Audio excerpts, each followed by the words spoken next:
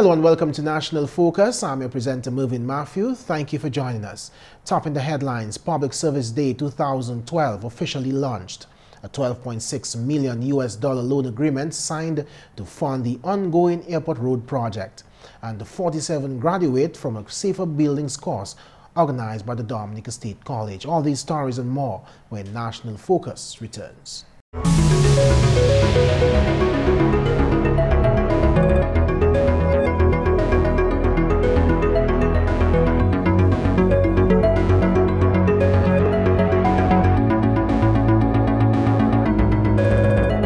Welcome back. Time now for the details of the news. The community of Maho is making their contribution towards a clean and green Dominica through the Maho Environment Protection and Enhancement Project. The Maho Jimitaro Village Council, in association with the Global Environment Facility Small Grants Program, launched this project on Saturday with a ceremony on the grounds of the Maho Government School. Chairperson of the Village Council, Annette John Charles Stedman, described the project as being aimed at enhancing the community of Maho to make it a model community. This project includes establishment of a community recreational park in Maho and contributing to the proper management of garbage disposal.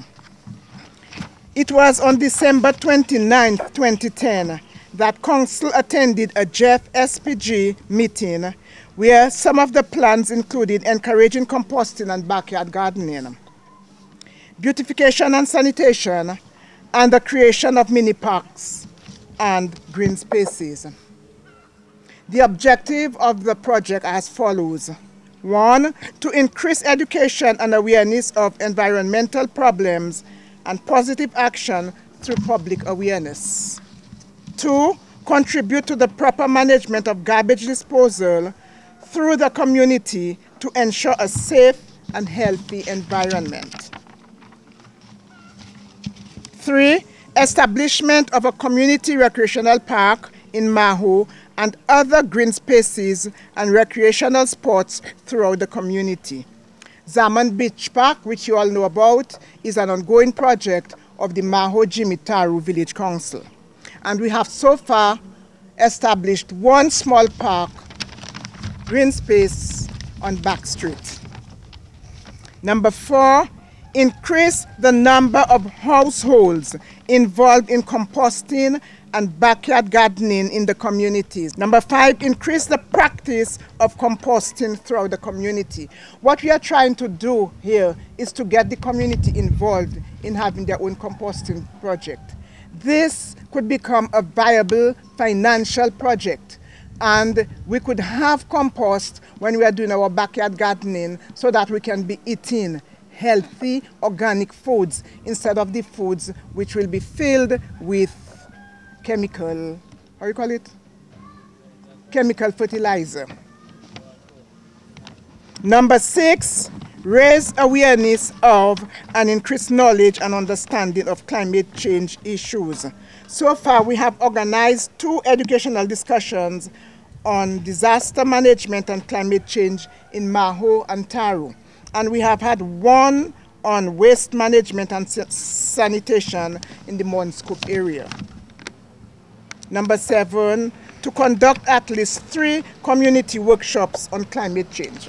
According to Stedman, the organizers have so far cleaned and planted flowers around the Taru playing field, cleaned the 2 back streets of Maho, organized a mini park, planted flowers at the Zaman Beach Park, and performed the general maintenance of the Belfast sidewalk, among many other improvement works. Agnes Esprit, who is the national coordinator of Jeff's Small Grants Program, expressed her pleasure that her organization, which specializes in funding environment-friendly ventures, was able to participate in improving Maho. We do environmental projects, and we are very happy that Maho has come on board with this significant project, especially because of the location of Maho. It serves as an example, a model for people passing through. And with the Jeff Small Grants Program, our projects are supposed to be replicable. That means other communities should be able to copy what you're doing. So don't get offended if you see other communities pick up, because that's what we are supposed to be doing, to ensure that we have successful projects that make an impact, and other communities within the country and globally can think and get interested in replicating your project. And I can tell you already I have requests from 4 other communities, 2 along the West Coast and 2 others, once they heard of the Maho project and they have seen what is going on along the seashore, especially the Salmon Park. So I want to also compliment in a special way the people of the community who have really put their right foot and the left foot forward and really supported the village council. ESPRI invited other communities and organizations to apply for grants to improve their own areas. She said that the Jeff Small Grants Program finances projects costing up to $50,000 US. The ceremony was to also officially introduce beans to serve Maho provided by Jeff Small Grants Program and the Maho Jimit Taro Village Council. A Public Service Day 2012 was officially launched at the Fortune Hotel last Friday. The theme for this year's celebration is Our Public Service, Transforming, Modernizing, Positively Changing. Letitia Lestrade-Wyke, matron at the Princess Margaret Hospital, delivered the welcome remarks and introduced the theme. The theme chosen for this year's celebration is quite fitting and seemed to say it all.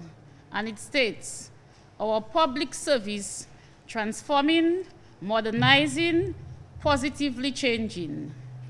This theme, which was conceptualized by Mr. Philip Joseph, a graduate teacher at the Portsmouth Secondary School, reflects the thrust at improving efficiency, professionalism, and productivity in the public service through the process of transformation and modernization. Chief Personnel Officer Irma Edwards described in her overview of this year's activities the events leading up to Public Service Day. She said that the events will cater for each public servant irregardless of age and will accommodate their families as well as other groups and ministries. Edwards made special note of the 2011's community outreach activity when contributions were collected from public servants and donated to the Grange Home in Portsmouth. She stated that 2012 will remain faithful to that tradition. This year, the community outreach activities will be held from April to July, and institutions such as House of Hope, the Grange Home, Chances, and some schools will benefit from the generosity of public officers. Ms. Edwards used the launch to report on the activities which have already taken place. The Operation Youthquake has already been the grateful recipient of this initiative.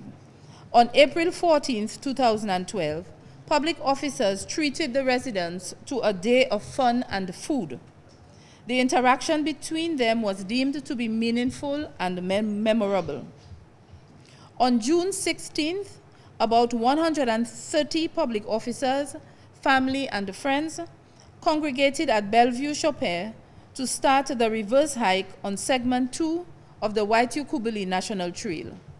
After a 3.5 to 4 hour walk through intricate valleys, hills and valleys, the group triumphantly trickled down the hills of the Soufriere Sulphur Springs to the welcoming refreshments of water, juice, and eventually food. She went on to speak of the upcoming events. July will be the month of games. On the 26th, there will be a family fun day at the Windsor Park Stadium, and outdoor games such as football and cricket will be played. The public service aerobics teams will start off with a display, and you need to come to see our permanent secretaries, supervisors, and managers stretching and jumping to the Spanish music, Spanish merengue, and other popular music. On July 27th, indoor games will be played downstairs government headquarters. All you games enthusiasts are invited to collect your Scrabbles, dominoes, chess, drafts, cards, and other board games, and prepare for an exciting round of friendly competitions.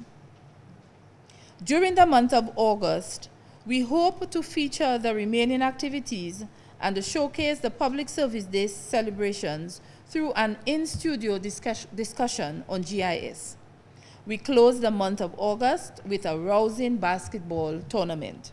Among other planned activities, Ms. Edwards listed the discussion of national and regional significance in September, a talent show in November, and a church service in November, which will lead up to Public Service Day in December. Matron Wyke encouraged the participation and cooperation of all public servants. My fellow officers, we all have a role to play in the development of our country. And what better way can we make our contribution than by participating actively and lending our support to the EPTD team and the subcommittees in their efforts aimed at improving efficiency and effectiveness in the management of the public sector organizations. Your support and mine will definitely contribute to the success of this year's activities. The purpose of Public Service Day is to reward the industry, dedication and commitment to excellence of Dominica's public servants. In other news, a $12.6 million loan agreement signed on Friday between the governments of Dominica and France will be used to finance the second phase of Lot 2 of the Airport Road Rehabilitation Project. The airport project has been identified as one of the most important infrastructural projects in Dominica and supports government's goal of enhancing the island's road network.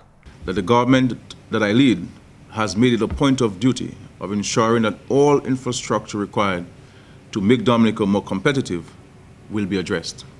The roadworks were initially designed to be one project from Kinfield to Melville Hall Airport, but due to additional works and increasing cost of construction, it was later divided into two lots. The first, Kinfield to Port Cassé, has been completed, and the second lot was later divided into two phases. The first phase includes the rehabilitation of the carriageway, excavation and widening works, and resealing. The loan agreement signed last Friday will be used to finance the second phase, which includes the rehabilitation and reconstruction of bridges, and provisions will be made to address concerns in wet area and Antrim. There are aspects of the works done as part of the ongoing phase which were not anticipated and which will be funded with the resources from this loan. As with all loans contracted by this government, we have sought the best possible terms. The loan amount is US $12.618 million. The interest rate is, in the first instance, a floating rate will range from 6.35% per annum and 0.25% since it is tied to the labor rate. At this time, the applicable rate is not more than 3%, and there is an option to convert to a fixed rate. The grace period is 5 years, and these are entirely consistent with the objectives of our debt strategy. We're indeed grateful to the government of France for this facility and for offering us concessional terms. In the midst of the ongoing global crisis, of which France is not an exception, Your Excellency, we would like to thank the government for coming forward at this time with the resources. And with this global crisis, I am sure that your government has many other uses for this $12 million. But it's because of your commitment of the French government to global development and economic activity and growth, you have seen it necessary to provide my government and my people with this very important loan to implement a very important project that will enhance our ability to attract investors and tourists and enhance the safety of the road for our own nationals. The funds were secured through the Agence Française de Développement, which is a French public institution providing development financing. A specialized financial institution, AFD finances sustainable development projects carried by government, local authorities, public companies, and the private and associative sectors on 5 continents. It is a central figure in France's official development assistance system. Dominica is a country in the Eastern Caribbean when the French Agency for Development is the most deeply involved. That shows a partnership of mutual confidence between our 2 countries, and particularly the confidence granted to the AFD. which is represented by the Deputy Director for America. We share, in fact, the same view that the Permanent Secretary has recalled, that this project is very important for Dominica and for the regional cooperation. The road will secure the communication inside the island, but will also favor the visitor from abroad. I am one of them. This financing aims at strengthen the security in long term. We hope that the works already done, which are very encouraging, will be achieved in the shortest delay. 47 local builders and contractors graduated from the Dominica State College's Safer Building course last Friday. In September 2011, the State College, in collaboration with the Caribbean Disaster Emergency Management Agency, SIDEMA, initiated a training program to equip builders and contractors with competence in safer buildings. The Dean of the Faculty of Education at the Dominica State College, Mervin Matthew, gave a background into the course during that ceremony. The course, designed by the Caribbean building experts, covered practice in construction techniques to ensure the safety of residential buildings. The course included 30 in-class, face-to-face hours and 7 site visits. Similar courses have been initiated by SIDEMA and other Caribbean states with the view to alter building methods to provide safer buildings and mitigate the destruction caused by naturally occurring hazards. We at SIDEMA are very excited to have worked with the Dominica State College through Mr. Matthew and the Department of Continuing Education on this very important initiative. We are especially encouraged by the contractors, the builders, and industry practitioners who participated in the training in such large numbers.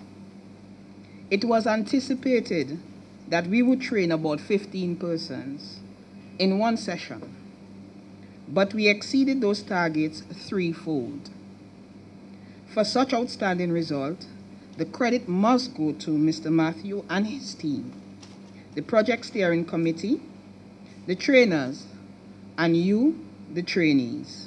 These graduates are expected to pass on their newly acquired knowledge to other builders and contractors towards creating a standardized housing and construction industry that adheres to these new practices. One graduate, Kenneth Tyson, is hoping to make full use of his new skills to make a positive difference. On behalf of the class Safer Building course, I am pleased to say thanks to the many persons who have had the vision in providing continuing education to empower people to meet the needs of people who have been robbed, conned, etc. by so-called professionals. This should not occur again. We can do and we can make a difference. I think the democracy allows me also to see that it is time the institutions who are giving out monies should insist on having people who are competent to see that the monies disbursed has been used wisely and the building construction must comply with what we say satisfactory building practices. A featured speaker, contractor Severin Mackenzie, encouraged the graduates to be receptive to constructive criticisms. I just want to encourage you to continue to read, continue to learn, and allow criticism. In the field of architecture, the only way that architects survive is when they put their work out to allow people to critique it and to tear it apart, and then you have to go back to the drawing board. And basically, construction is part of this process. You cannot believe that because somebody comes talking to you that something should be done this way, you should get angry because nobody is supposed to criticize your work. So criticism is, in fact, healthy, even when it is negative. The Office of Disaster Management in Dominica provided technical support to the safer building course of the Dominica State College. The Caribbean Disaster Emergency Management Agency, SIDEMA, provided finances and the core curriculum through their development partners UK Aid and Australia Aid, along with the Government of Canada. And that's the English segment of the news. We now join McPherson St. Luce for the Creole highlights. Alors tout le monde, bienvenue à cette nouvelle en créole. Non moi c'est McPherson St. Luce. Premièrement, le gouvernement Dominique a appelé l'argent en loan hors Agence française de développement pour continuer le travail à mes bases avion Mervin Hall. Premier ministre Honorable Roosevelt Skerritt recevait l'argent la semaine passée hors ambassadeur France pour OICS Michel Prom. Loan ça c'est 12,6 millions de dollars US. Et puis l'enterré qui bien banque. Honorable Johnson Drago, c'est acting minister pour Public Works. Par rapport à la implémenté, le gouvernement vient qui la tenir plus de travail pour faire qui ça nous gêne argument avec l'Agence française de développement. Le gouvernement vient faire une proposition et puis demander à l'Agence française de proposition pour ça faire l'argent pour finir le projet. C'est qui projet nous avons fait et puis c'est l'agence ces affaires pour ouvrir ces ponts qui associent nous avons fait 13 ponts plus grands donc soit faire pont neuf ou bien faire ces ponts plus grands parce que ces ponts qui là à présent c'est une seule voiture qui s'est passée en l'air pas longtemps et puis l'agence là nous avons ouvert ces ponts ça des trafic qui ça monter descendant là ces ponts ça aussi nous tenons place wet area là nous tenons pour faire ça un geotechnical study pour comment qui meilleure manière pour faire chimie en place ça parce qu'elle a toujours ni fallement et puis chimie a toujours ça il a shift et bien nous study ça à présent et puis une recommandation pour pousser chimie ça à monter plus haut l'argent qui est couvert pour ça aussi. Et puis, quand le Premier ministre a dit, en trim, là, nous avons chimé qui descend en fallement pour descendre en live. Nous aussi, nous avons geotechnical study pour en trim aussi. Nous ne pouvons pas report là pour en trim, mais le projet ça a fait l'argent pour nous manger en trim aussi. Et il a aidé nous pour nous faire un complete project pour les gens qui ont navigué sur l'aéroport pour venir aux eaux. Et puis, même les neuf, Marigot Wesley Kalibichi, qui est pour monter en ville et puis faire ça. L'agence a aidé nous pour complete project ça. En notre nouvelle, le gouvernement Dominique a fait parole la peine pour l'ancien ministre de la Santé, M. John Fabian, qui passait semaine passée à l'âge 66 l'année. Si le Premier ministre Honorable Roosevelt Skerritt fait bien qui actuellement hors village Benz, que manche autant et spécialement quand il travaille en gouvernement Dominique comme ministre de Santé. Fait bien à tête et puis programme Primary Healthcare en Dominique après cyclone David en 1979. Monsieur fait bien travaille comme permanent secrétaire ministre de Santé et puis aussi et puis Carrick en Trinidad. Fait bien commencer le travail politique en l'année 2004 après la mort ancien premier ministre et puis membre parlement pour Guambé, M. Pierre Charles, qui a gagné par élection et puis élection générale en l'année 2005. Plusieurs d'autres officiers gouvernement fait parole la peine parmi membres parlement pour Guambé, Honorable Justina Charles, Honorable Julius Timothy et puis Honorable Ambrose George, tout cas fait bon parole contre M. Fabian. Le gouvernement Dominique déjà annoncé que M. Fabian qui recevait un lettre officiel. Nous ici en GIS qui aussi voyé parole la peine pour famille M. Fabian. Dans la nouvelle report qui est tel échoué qui concerne les télécommunications en pays OICS autant important. Si le ministre des Télécoms, Honorable Ambrose George, report là qui montré mané secteur là qui marché en pays OICS. Report ça c'est un report qui bien important. Il y a une information statistiques Il ka aussi dit nous comment revenue ka marché en secteur avec comment largesse investissement qu'a point place à secteur pour ces mêmes hectares. Avec information ça bon service pour policy makers, pour monde qui a bon service en secteur pour yo savent comment secteur télécommunications a hectare même membre mouvement qu'a fait. Et puis finalement, ministre de l'Éducation a fait parole qui étudiant qui sélecté pour entrer l'école secondaire en Wanouzo, que recevez forme ou là pour éduquer, qui l'école yo intéressant attendez, l'école qui ouvert en septembre l'année salam. Si non parole hors ministre de l'Éducation, depuis étudiant retourner ces formes là bas ministre de l'Éducation, yo que travail et puis se mettre l'école là pour faire assurer qui tout étudiant taper place. Yo que aussi fait même bagaille pour Saint-Jo et puis en Guadas. Ministre de l'Éducation qui a pour opportunité là pour remercier tout le monde qui travaille pour coordonner l'examination Guadas 6 pour l'année 2012 et puis qui a souhaité ces étudiants la bon succès. L'école qui est ouverte en septembre l'année salam. Messieurs, mesdames, ça c'est tout pour Nouvelle Créole pour à présent. Non moins c'est McPherson, St. Luce. Au revoir. When we come back, we'll bring you a few upcoming events and the government notices. Do stay with us. Time now for a few government notices. All those concerned are asked to note the following hurricane shelters and shelter managers for the communities of Point Michel, Soufriere, and Scotshead. Point Michel, your hurricane shelter, is the ground floor of the Point Michel Community Center.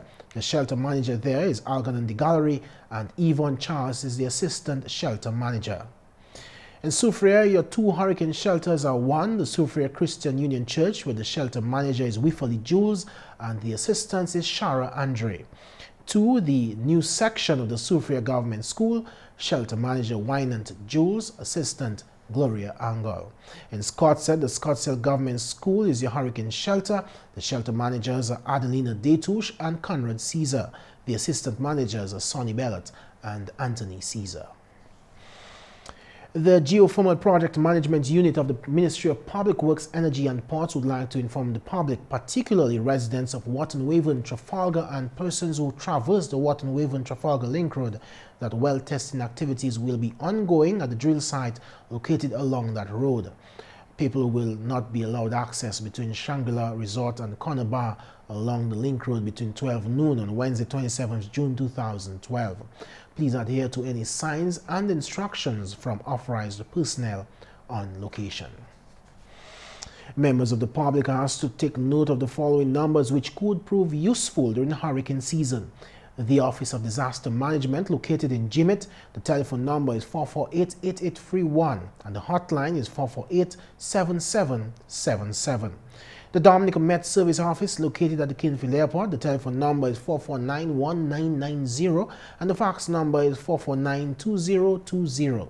The Dominica Met Service, located at the Melville Airport, that telephone number is 445-7878. The fax number is 445-7849. The weather hotline is 447-5555, or you may visit the website weather.gov.dm for further updated weather reports. The parliamentary representative for the Roseau South constituency, Honorable Ambrose George, invites the residents of Kingshill to a meeting on Thursday, June 28, 2012 at 6 p.m. at the Youth Center on Center Street. Please make every effort to attend and to be on time. The residents of Eggleston are cordially invited to a community disaster preparedness meeting on Thursday, June 28, 2012 at 6 p.m. at Lily's Disco. The residents are specifically requested to attend and participate in the development of the disaster plan for Eggleston. Please make every effort to attend and to be on time. And that's National Focus. As usual, we invite your suggestions or comments. Please feel free to email us at gis@dominica.gov.dm, or you could visit our website at news.gov.dm, or you could visit our GIS Dominica pages on YouTube and Facebook. On behalf of the entire news production team, I'm Mervin Matthew. Thank you for watching.